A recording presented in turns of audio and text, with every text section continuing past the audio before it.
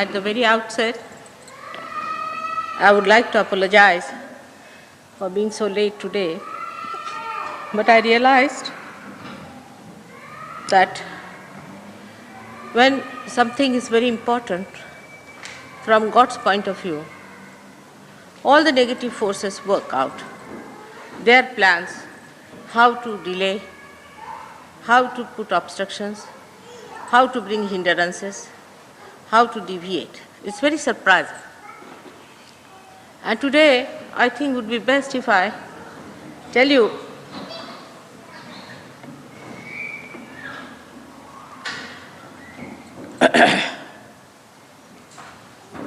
about God's will and how we human beings try to go against it all the time. God's will is extremely simple. He is divine love. He is compassion. He is ocean of mercy. And in His mercy and in compassion, He created this world and then created human beings just to give them the highest thing in life, joy. Joy which is single thing. It does not have duality, like sorrow and happiness, like day and night.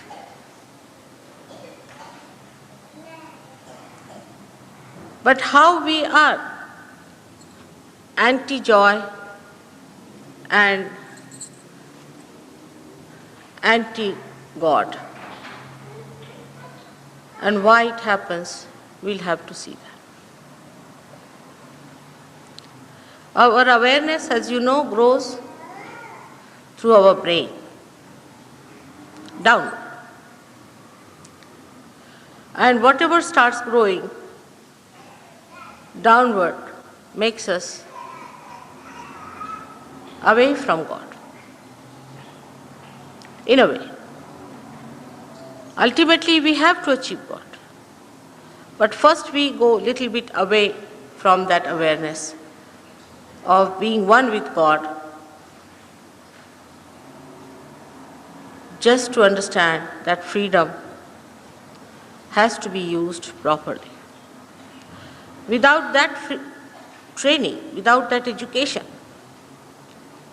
no use giving freedom to human beings. You have seen the free countries. What have they achieved? In their freedom, what have we achieved? Atom bombs to kill ourselves. I mean, it is stupid. It's foolish. It's absurd. But we have done it, and we are proud of it. And still we are busy how to make it even worse and worse for ourselves. This is how we move. The awareness that was our own, human awareness, was given to us for freedom, to be tested, to be experimented, to be seen. And then to have ultimate freedom, by which you become the Spirit. You have to become the Spirit ultimately. But as we start growing in our awareness, so-called, our concern is not for the Spirit. I would say like a tree which embeds itself into its roots. And the roots that we have are in the brain. And then we start growing upward, upward and upward, till the leaves are created, fruits are created, flowers are created. On the contrary, before reaching the fruit stage, what happens to us that we start creating artificial leaves and enjoying them. We take to artificiality. Once this identification of artificiality starts, we start going from away from reality to negative thoughts or to over positive thoughts by which we make atom bombs and all that. So-called positive thoughts, which are actually anti-God. So there are two branches really in life that we branch off. Some people like to go towards the left side of negative attitude, by which they injure themselves, trouble themselves, do all kinds of things by which they can die in the most miserable manner, get all kinds of diseases upon themselves, torture their body, torture everything that they have. And the another side is on the right-hand side, where they move to torture others, to destroy others, to overpower others. Both ways, we are away from God and His mercy and His grace. The concern should be throughout towards the Spirit. Then the movement is in the right direction. But this concern breaks up very easily in human beings because they are free to do it. In their ego, they just break it. The connection, they break it. So much so that when you develop artificial ways of enjoying life, then even the consciousness of God is lost. That He exists, that He has created us, that He is the one who is running the show. We become so conscious of ourselves that we think there's nothing wrong. We do this, we do that, plunge into all kinds of problems, and we don't understand that what we are doing is against ourselves, and ourselves means against God, because God has created us. He loves us. We don't love ourselves. If we had loved ourselves, we would not have ruined our own body, our own systems, everything that we have, by saying, what's wrong? Why not do it?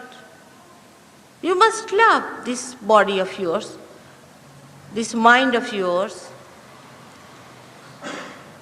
your society. Everything you have to love because God has created you in His love. But the love itself has become such a perverted word now. What is wrong in promiscuousness? It is love. If I tell that, no, it is not, because it is against nature, it gives you trouble, you will be in a mess.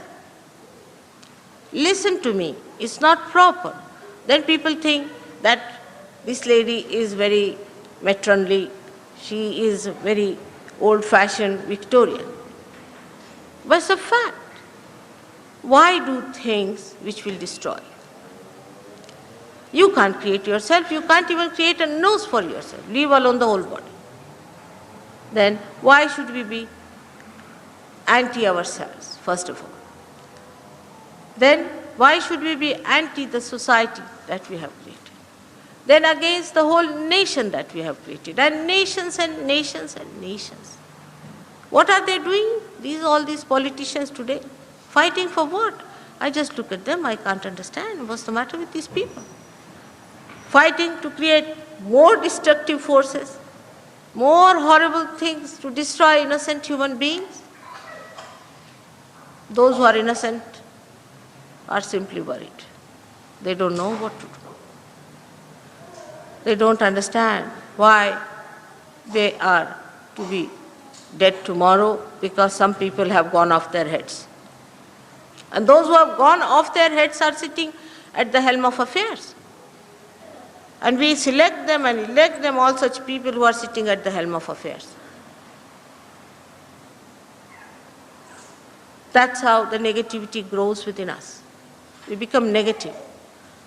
Both things are negative attitude because they negate God. Negation of God is the first crime we have created. We are not afraid of that God or for Him. His compassion, His mercy, His everything. But in His mercy only He is going to destroy the world.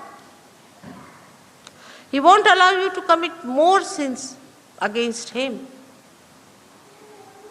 He destroys even otherwise from within. What is cancer? What are all these diseases that are coming in our body? They are nothing but our own destruction forces that we ourselves have built within ourselves are breaking. There is no fear from outside invasion or from any star or from any extraterrestrial attack. No, there is not. It is within us. The attack is built within us, of which we should be aware. In the name of freedom, we have collected within ourselves all the germs of our destruction. It is such a built-in process within us that we are not even aware that they are growing, that they are there. We are quite satisfied with ourselves, with our artificial life, with our so-called etiquettes and superficial mannerism. Innately within us, there resides the spirit which wants to enlighten you, which is anxious to enlighten, to give you the peace, the bliss, the joy of your being. This beautiful lamp of yours, which is being created, is with a great purpose. It has to be enlightened. Respect yourself. There is no respect word left in the dictionary today. Respect yourself. We have to respect this lamp, which has the light of the Spirit, that it should be enlightened. And let us be that lamp that shows the path of glorification of your being. And in that light, we can see God's glory too. It's such a beautiful world He has created for us. Everything He has given us. But we, in our ignorance and in so-called freedom, have ruined so many things. It is sometimes shocking to see how people are going just towards hell directly. For a mother, it is a thing of great concern. How to stop this poor? How to get them out of it? How to make them understand what is your worth, what is your value. You don't take human life for granted. It is a very precious life, created out of many processes. With great difficulty it was created. Don't forget that you have to become the Spirit. Without that, your life is just a waste. The whole creation is a waste. Because you are the highest in the creation. You are the epitome of the creation. And what are you up to?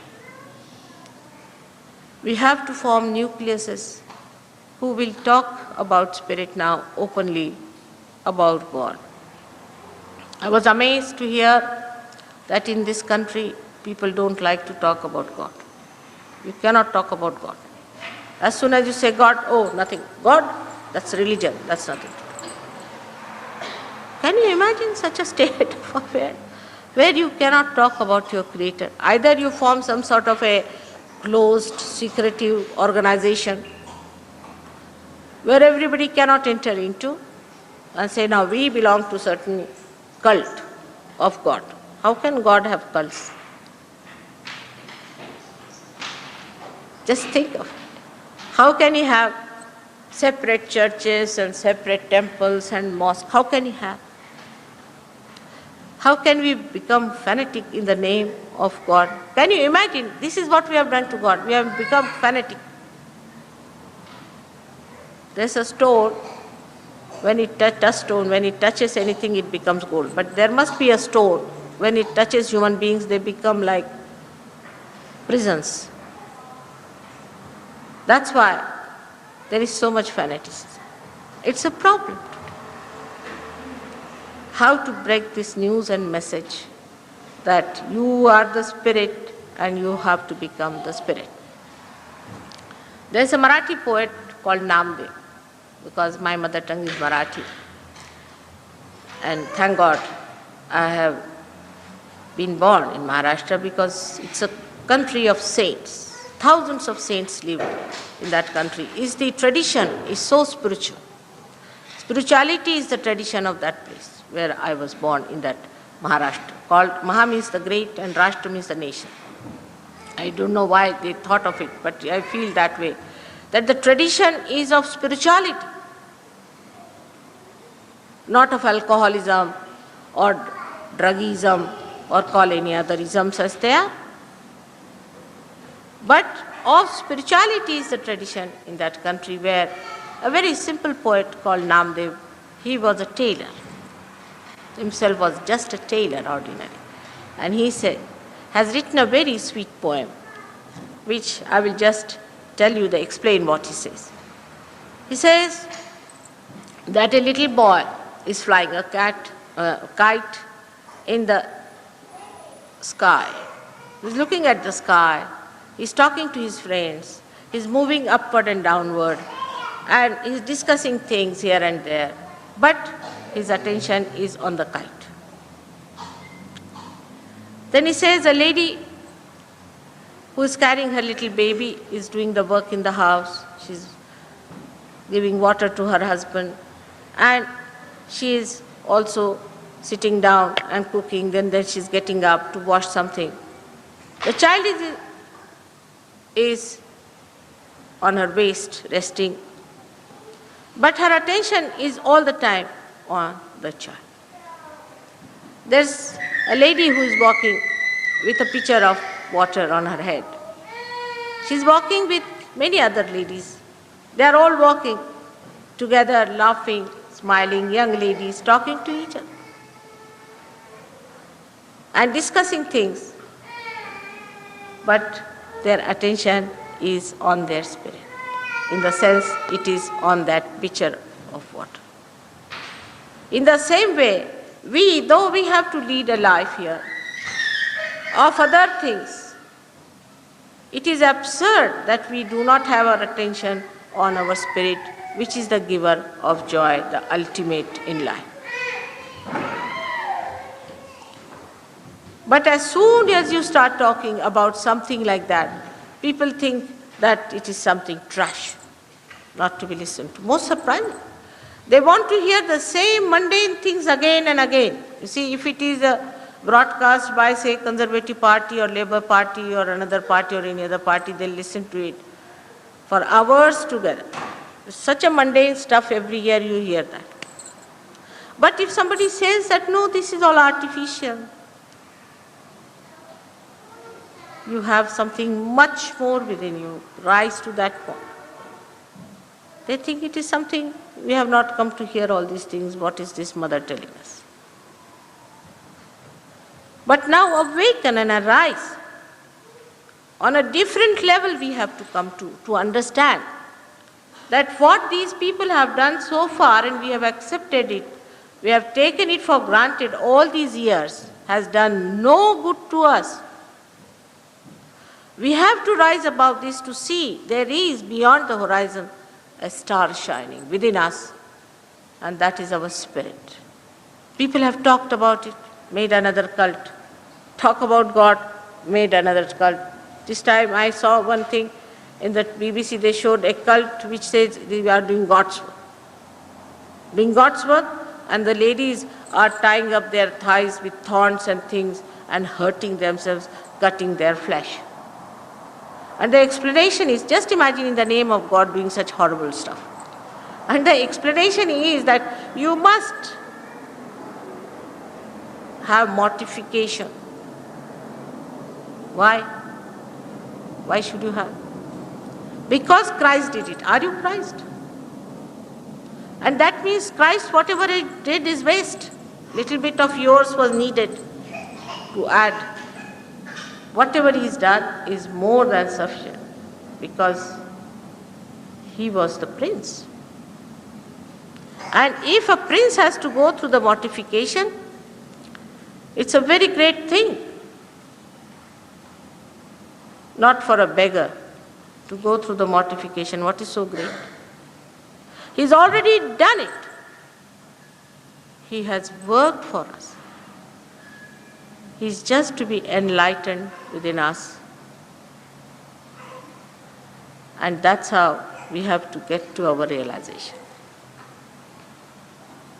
Now to sit down and to question is very easy. That's the easiest thing to do, is to sit down and ask questions. But best is to get to it. You get to your realization. That is the most important thing today. Of course, under the circumstances, as the human beings are, it is not going to work very fast. I'm sure of it. I have tried my level best. Like mountains, you have to raise the Kundalini. Really, like mountains, you feel so tired and fagged out. But then, they don't want to appreciate it. So, not to feel disappointed, not to feel hurt about it. Slowly and steadily, I'm sure, in your own eyes, people will see the light. People will see how your life is transformed into joy and bliss and understanding. They will see how loving and dignified you have become. And then they are going to believe that there is a better life. The state is so bad for some people. They see, as I told you, a black picture of the whole thing. They are so disappointed that they have given up. They have just given up. They say, now we've finished with it. We've done everything, now we don't want to do any more.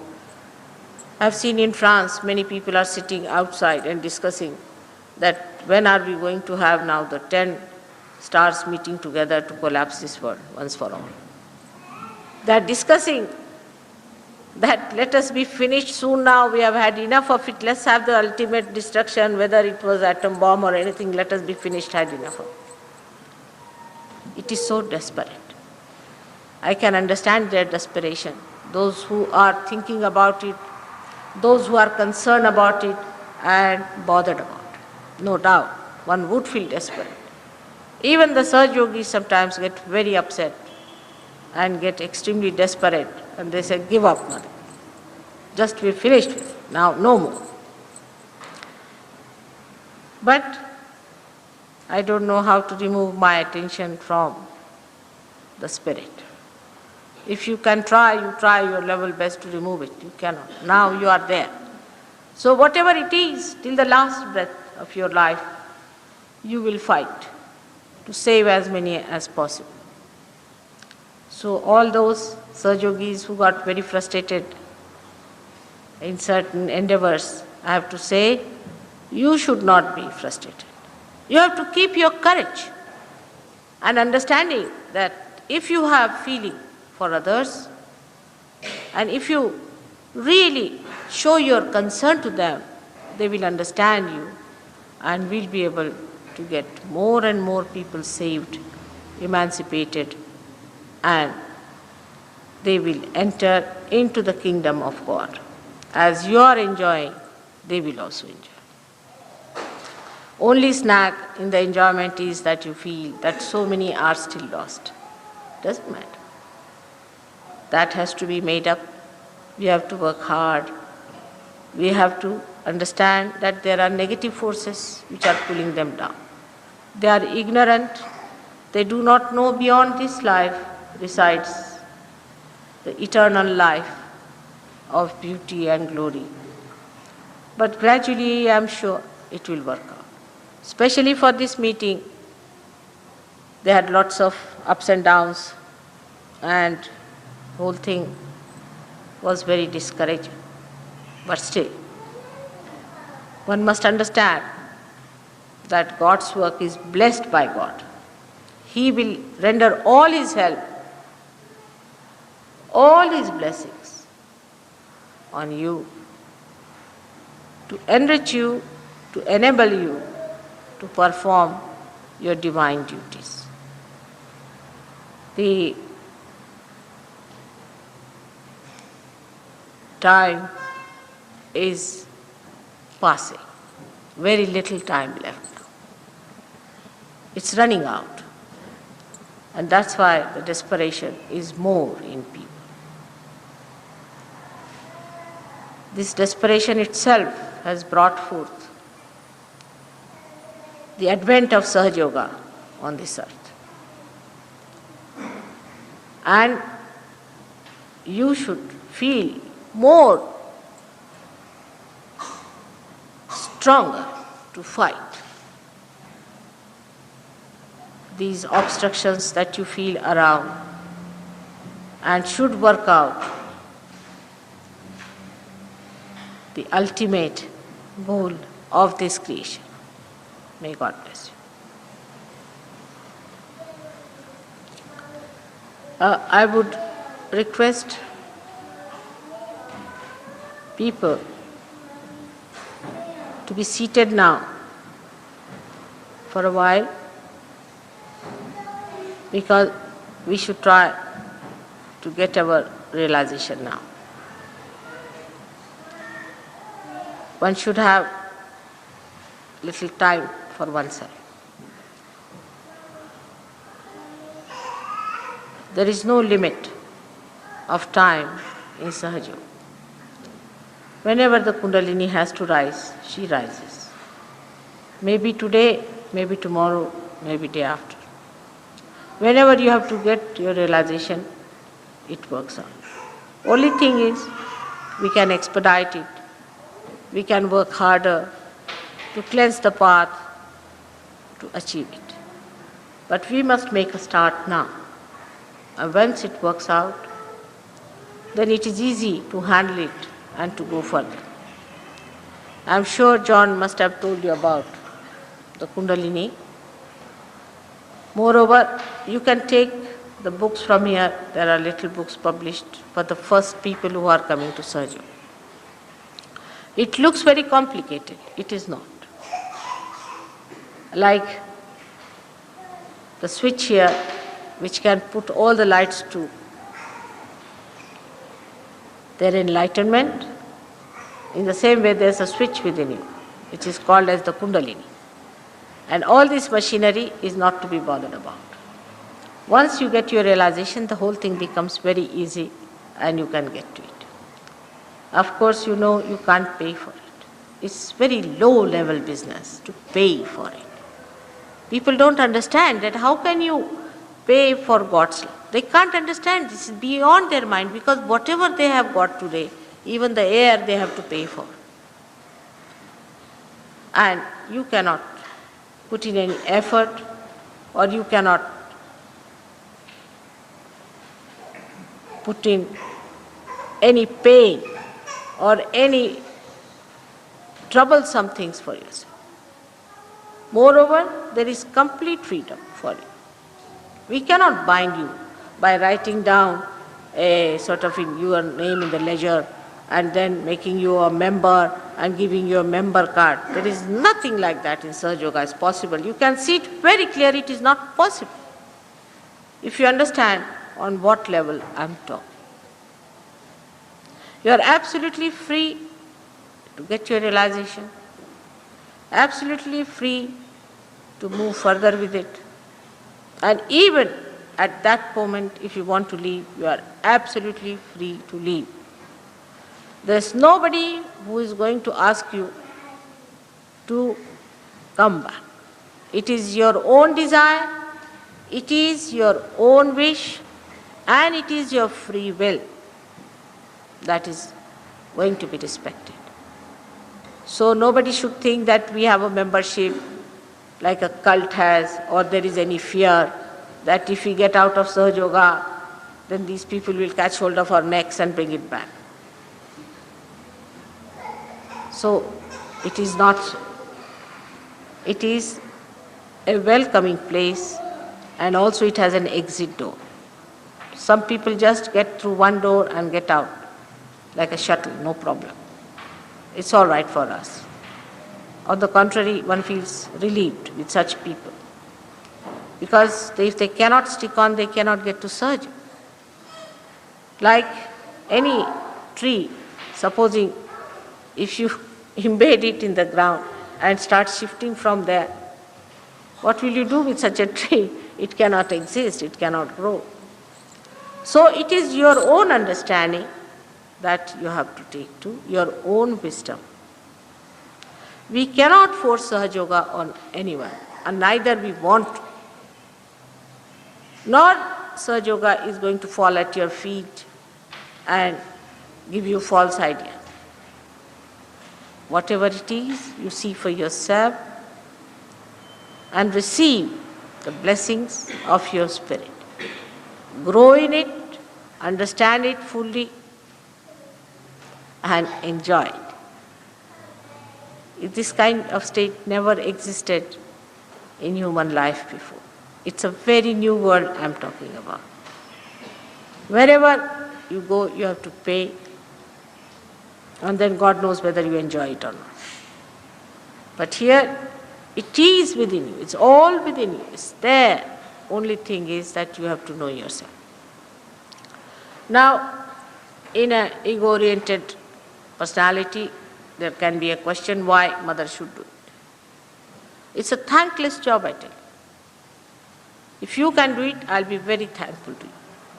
It's really a thankless job in the sense that you feel so hurt when you work so hard on a person, give him realization, raise the Kundalini, really work very, very hard, and then the person just turns out to be a criminal somewhere. You just don't know what to say. It's like a mother who gives birth to a child, looks after the child and makes it grow, and then he ends up like a criminal. It's very, very saddening. But doesn't matter. Now, I started my Sahaja Yoga, as you know, with 6 people. For 4 years, I was laboring with 6 people in England, in London. You can imagine. Then we got the 7th one. And then the 8th one. Then 2 ran away. So only 6 were left. You see, it was like the mathematical questions you get, where you say, a person came to work and he ran away second day. Then another came, ran away after 3rd day. Same thing. I used to wonder how can there be work and how can the work be finished with these runaways. In Sahaja Yoga also we have such problems. But also you should know that there are people who have felt it, their own glory, and they have risen up to it and come up. From England, I have great hopes, very great hopes. As I said, that England is the heart of the universe. It is the heart of the universe. Especially Hampstead is what we call the jigarin, is that muscle of the heart which thrills the heart. See, Hampstead is even much more important, which gives the thrills. And so I expect that we will have people of great poetic qualities and of great sanctity in this Hampstead, and where a day will come that will see the glory of God's love and His kingdom born in this Hampstead. To the people who do not know about England, the deeper side of it is just another country in Europe. To me it is not. To me it is very important. And that's why I've been working here for 10 years. This is the 10th year I'm working. I hope to do more for 2 years. While in India I've worked hardly for 2 years. But there are thousands and thousands of Sahaja Yogis while here we have about 1,000 in London.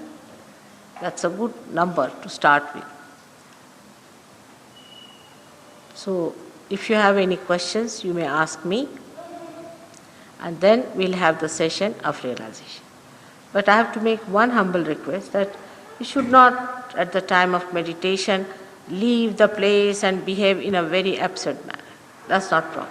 You must respect. You must respect others who are trying to get their realization. So it's better you leave earlier, otherwise you be civil to them and get your realization also.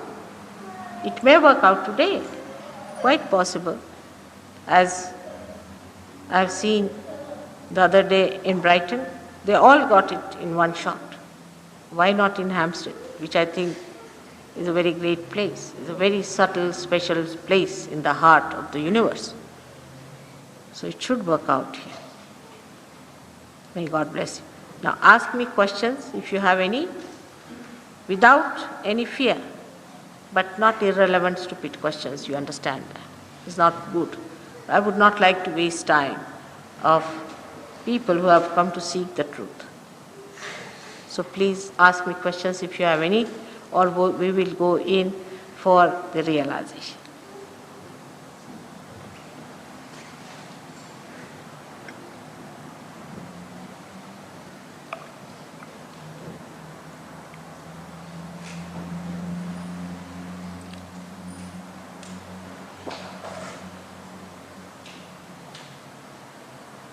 No questions? Wonderful people.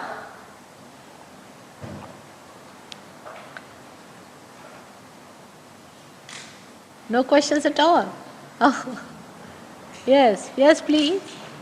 It's not really a question, it's just about finding it hard to hear what you're saying. Yeah. If you're aware of adjusting the microphones. What is it?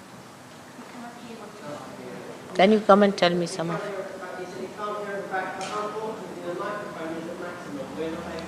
You can't hear? Huh? It seems to distort. It's not all right.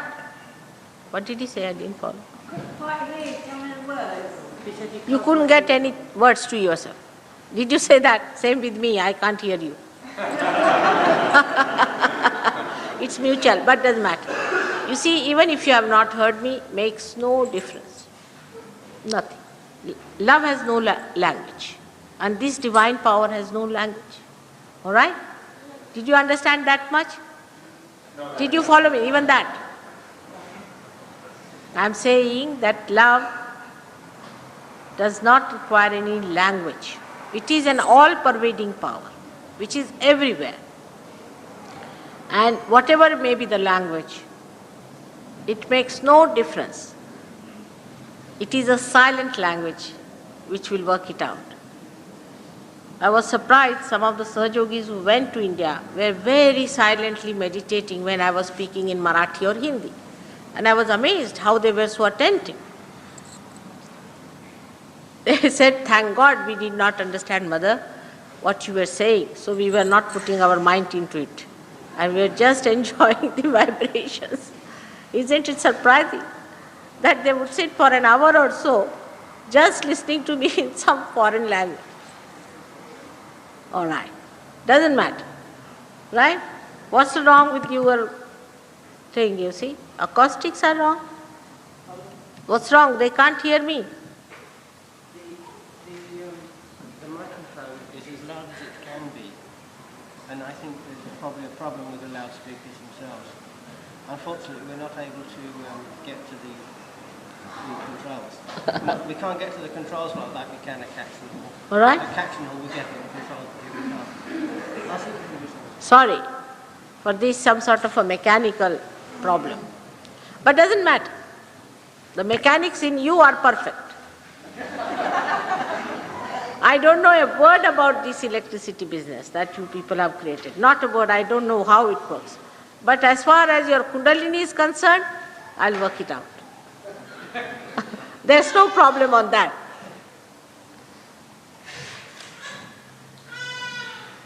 All right. This acoustics, I think, of this town hall may be wrong.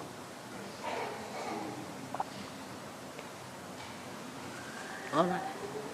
Now what should I do if they can't hear me? Can you hear me now? The gentleman? All right. I think, Mataji, one of the things is that you have a soft voice, and at the end of the sentence, the voice disappears. With this. The word at the end of each sentence you say disappears because your voice is soft. Softens down. Yeah. My voice At softens. the end of when you make a point, Ah. the voice goes very soft and we don't hear the last word of a sentence. What about Sir Yogis? You heard me fully? There's a little difference. I'll tell you, I must confess to you very humbly, that when a non-Sir Yogi speaks to me, I find it difficult to understand. But if a Sir Yogi speaks to me, it's easier. I must confess it's a little deficiency with me. That's why if anybody asks me a question, even in the first row, I'll ask some Sir Yogi to tell me what's there. Because my ears are, I think, little bit not so all right. So it is with you people also maybe that once you get your realization, now the Sir Yogis are sitting at the back and they can hear me every word. So there's something wrong with this voice of mine because it doesn't adjust to your ears for the frequencies, I think. Doesn't matter. It will work, all right? The So only thing is it's difficult to understand if you don't hear. don't hear. Are you saying it's not important to understand? No, it is important to understand, but not to think about it. Forget it. Forget it. Don't think too much. Whatever you don't have to understand, you better not understand. Because sometimes, talking becomes a barrier. And listening is another barrier. And then thinking is the worst. All right? So let us see how it works out. All right? Let us see how it works out within.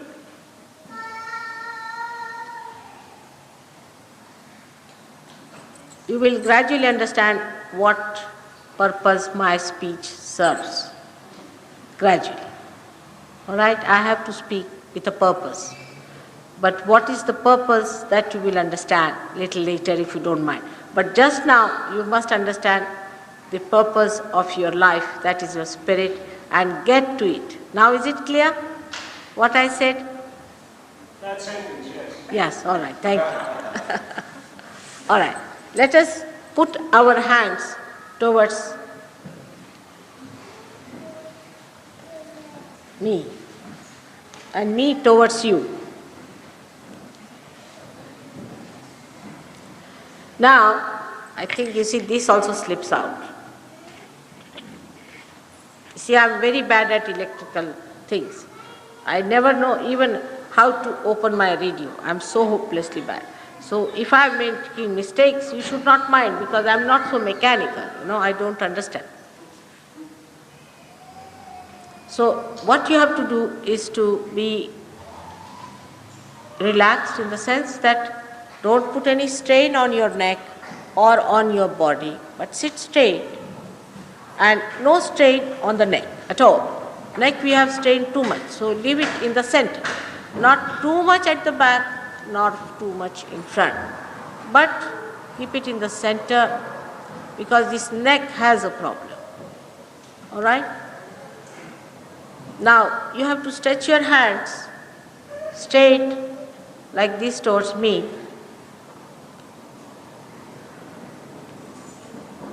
And close your eyes, that's all. You have to take out your spectacles if possible because it helps also your eyes. And take out your shoes if possible. One should not have anything tight on the waist or in the neck. Little bit loosen. If it is not uncomfortable, that's all. If it is comfortable, then it's all right. First thing is you should be comfortable and not disturbed. That is the main thing. And not to have any fears, not any guilt. That is very important, not to have any guilt. Whatever I have said, I have not said for you. So you don't have any guilt built in you. Just say first and foremost thing after closing your eyes that, Mother, I am not guilty. Say it thrice with full confidence. I request you to say that. Please say that, Mother, I am not guilty. Please, this is how you respect yourself. You have no business to condemn yourself because you are the temple of God. Just say it in your heart, but with full confidence, not doubting yourself at all. For my sake, please don't doubt yourself. Just say, Mother, I am not guilty. And forget about what you have done or anything. Forget the past. I am talking about the present at this moment. So just please say, Mother, I am not guilty. It's a very important thing.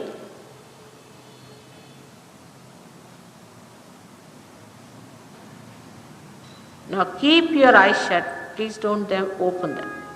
Because once the Kundalini starts rising, you have to keep your eyes open and the attention will be attracted inside, and after it reaches the Agya Chakra, then you will become thoughtlessly aware. There won't be any thoughts, but you will be fully aware. So please don't open your eyes till I tell you. This is one thing you have to do. That's all. Not to open your eyes till I tell you. Now, the left hand should be towards me throughout. Left hand is symbolically indicative of your desire. And the right hand is your action.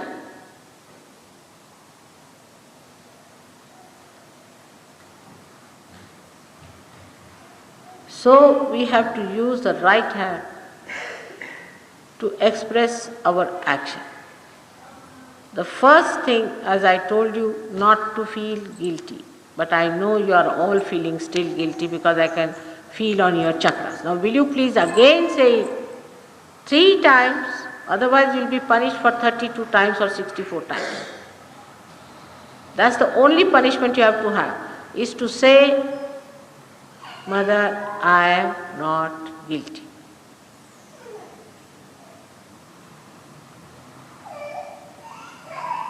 Now put the right hand on your heart.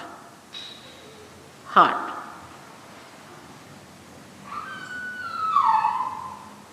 Here resides the Spirit, in the heart. So, with the left hand towards me, open towards me, you have to say, Mother, am I the Spirit? Ask a question, Mother, am I the Spirit?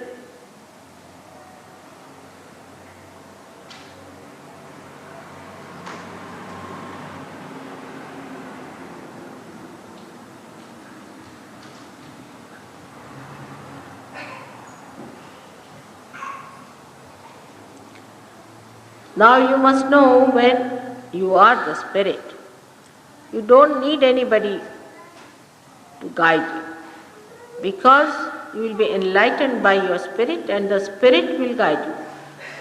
Because after realization, you develop a new awareness by which you are guided through your vibrations.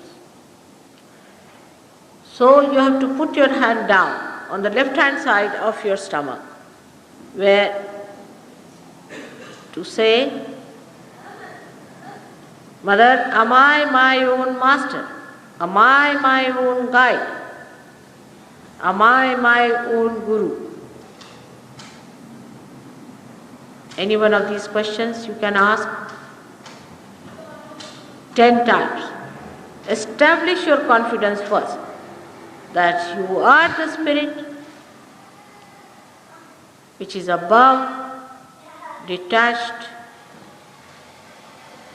and is the source of joy. complete source of joy. With confidence you have to ask these questions. I am here to answer them. So please ask the question in your heart, saying, Mother, am I my own master? Am I my own guru?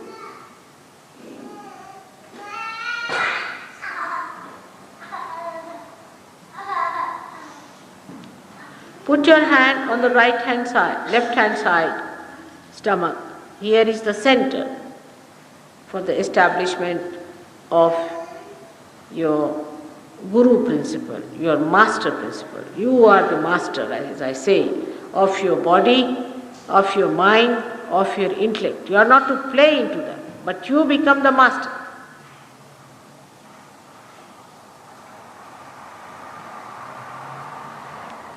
You don't need any guru. You become your own guru.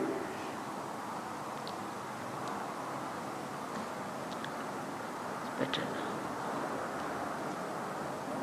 now. Now, raise your hand again to your heart. And now with full confidence you say, Mother, I am the Spirit. This you have to say 12 times. Because the center of the heart has got 12 petals. So you have to say 12 times, Mother, I am the Spirit, with full confidence and respect of yourself, which you are. You are the Spirit, no doubt, but just assert.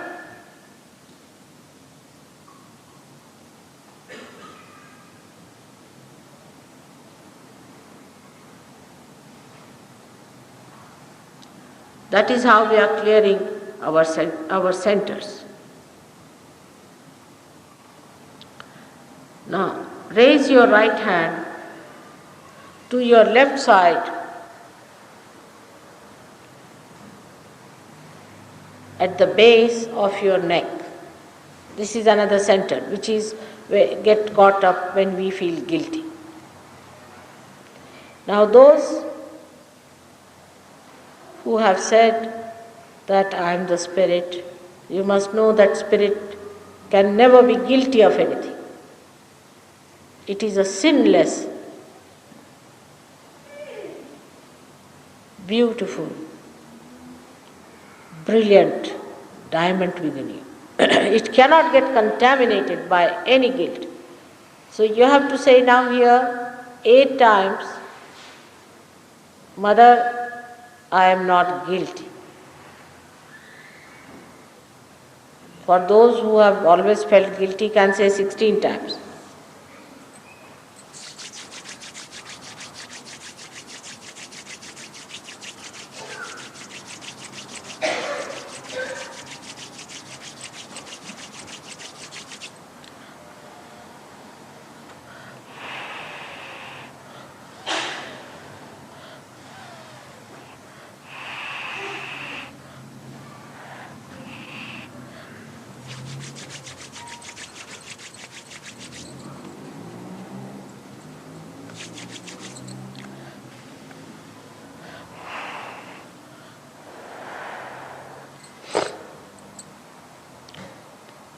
Now, raise this hand on top of your head and put it at the fontanelle bone area, which was a soft part in your childhood, and put your palm on top of it. Let it rest.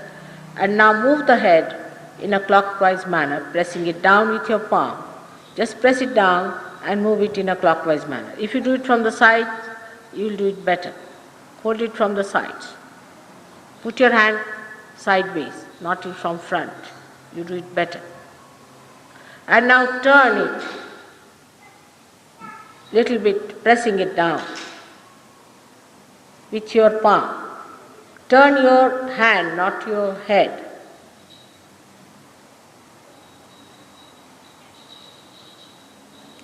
At this point, again, your freedom is to be respected. I cannot cross over it. So you have to say that you want your realization. So you can say, Mother, I want my realization Please, may I have the realization? Please say it 7 times, just pressing it.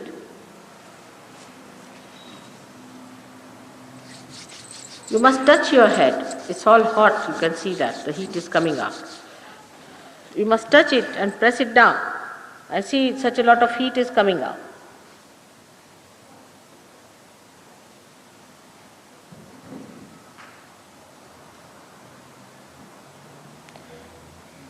Now, 7 times you have to say. After that, you can raise your hand and see if there's a cool breeze coming in. This is the cool breeze of the Holy Ghost. So you can ask a question, Mother, is this the cool breeze of the Holy Ghost? Every one of you. You can change your hands now. You can use the left hand. Put the right hand towards me. Keep your eyes shut and ask the question, Mother, is this the breeze?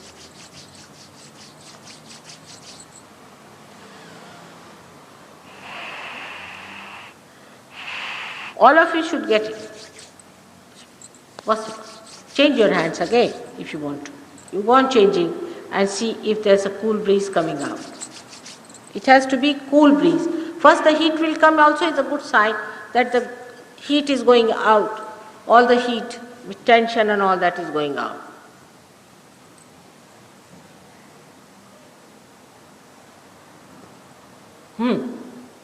It's working out. It's very subtle. We are moving from gross awareness to a subtler awareness of the roots. So naturally, one has to pay attention to it. Little in front, it is not at the back of the head, but little bit in the front side. Try one after another and pay attention to it.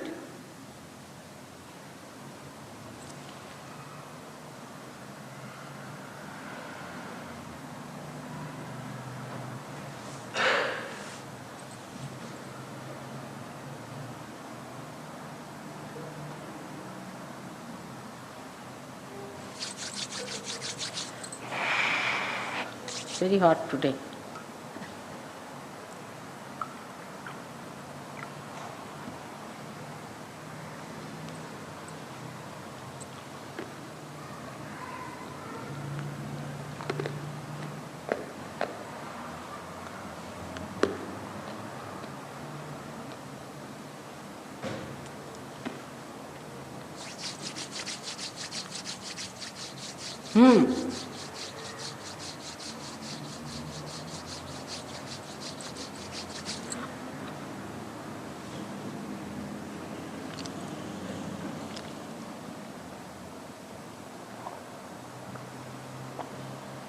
Now, without opening the eyes, again put back hands towards me, like this, and see if there's a cool breeze coming to your fingertips to begin with.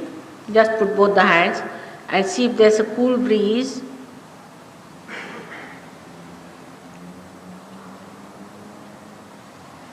Ask again the question, is this the cool breeze of the Holy Ghost? Ask thrice. Means the Kundalini. Kundalini is the Holy Ghost. How is the lady? It's all right. Don't worry, she'll be all right. She'll be all right. Don't worry. Don't worry, she'll be all right. Don't worry, she'll be all right. She'll be all right. Don't worry, I'm looking out. She'll come through.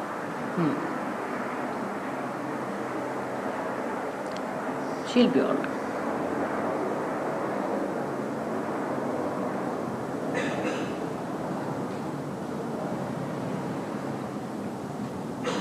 Now, if you are getting cool breeze in the hand, you can also now see it. If you raise your hands, open your eyes and raise your hands. Slowly open your eyes.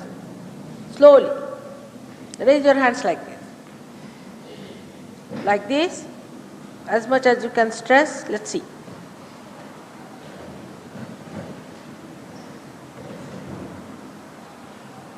Yes. Are you feeling?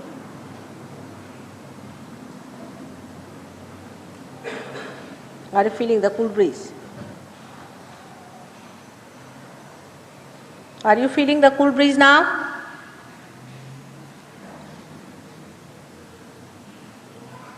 Those who are feeling should say yes. All right. Now just put your hands like that and see now if you are feeling the cool breeze.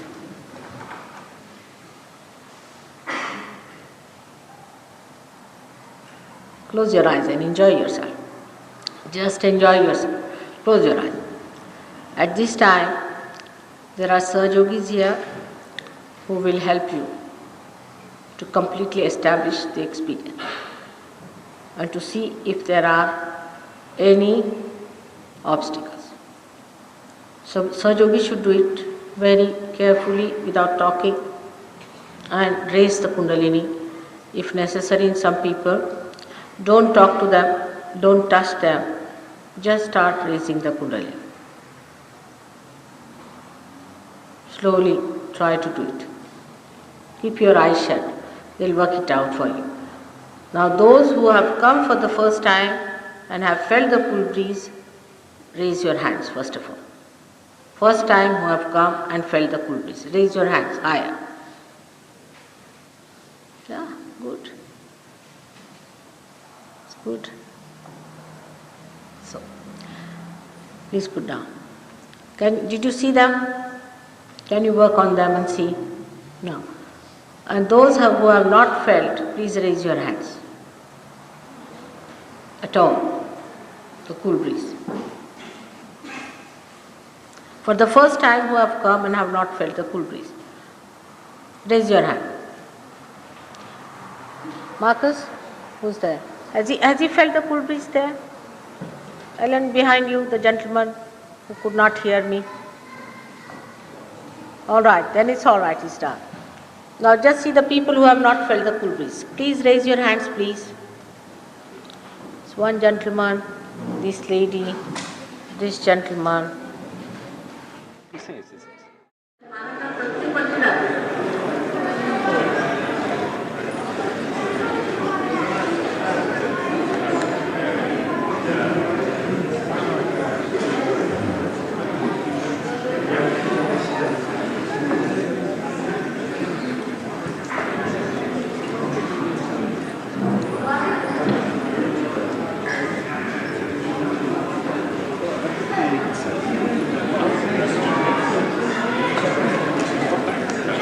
Ha ha ha.